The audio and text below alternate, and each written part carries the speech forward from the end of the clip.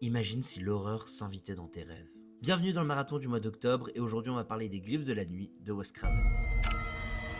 On continue ce 14e jour avec un nouveau film de Wes Craven pour la seconde fois dans ce marathon du mois d'octobre. Et la première fois j'ai été assez déçu, hein. La première fois c'était La colline à des yeux et vous savez que j'ai pas beaucoup aimé. Et ici je voulais quand même découvrir un des classiques du cinéma de Wes Craven qui était Les Griffes de la nuit que je n'avais jamais vu, qui fait aussi partie des classiques du slasher. Et quelle fut ma surprise de découvrir un film que j'ai trouvé plutôt bon. J'ai vraiment passé un excellent moment devant Les Griffes de la nuit, entre autres pour sa première partie et pour son concept. Le concept est vraiment génial, je trouve que ça change des films d'horreur classiques ou du slasher classique avec un méchant qui poursuit des gens pendant tout le long du film. Non, là on ajoute un concept qui permet de limiter ça et de vraiment chercher à faire original à chaque intervention de ce tueur. Et ça c'est vraiment hyper intéressant. Et cette première partie pour moi est vraiment le point fort parce qu'on découvre. On découvre ce qui se passe, on découvre comment c'est amené, on découvre les règles qui entourent ce méchant et c'est vraiment vraiment très très bien. Après, je trouve qu'on part peut-être un peu trop dans la surenchère classique des slashers. Point de nous perdre sur la fin du film avec est-ce qu'on est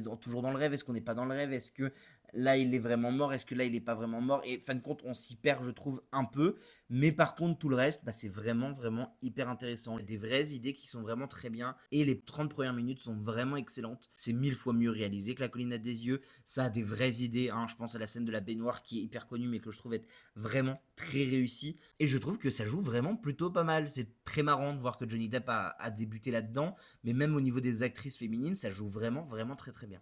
Heureusement que ce film était là pour redorer un peu le blason de Wes Craven. Je suis pas non plus hyper fan de son travail, hein, ça change pas, mais c'est vrai que Les Griffes de la nuit étaient plutôt une bonne expérience en termes de film d'horreur.